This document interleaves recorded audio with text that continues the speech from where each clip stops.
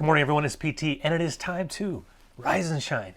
New day ahead of us. Just sitting with the principle of relational synergy and how love doesn't insist on its own way, and that's been something we've been sitting with, the idea of working together, of not having to force our way, which inhibits synergy, but working in such a way that we essentially become greater than the sum of our parts.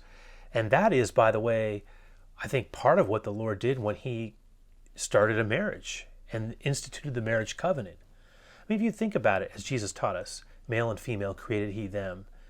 He talked about how God set up a synergistic relationship that was not only designed to complete, not compete, but complete, but also designed to create a possibility and a dynamism that wouldn't have been possible without the two.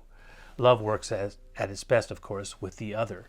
We need an other to have love. That's why I think we have people, and we need people in our lives, but I'm moving off into another direction, and that's not where I want to go. I want to stick with this idea of how when we can move in unity, right, we have the ability to have synergy, and it really shows up in a marriage. And I realize that not everybody is called to be married, and if you think about it, Jesus himself wasn't married.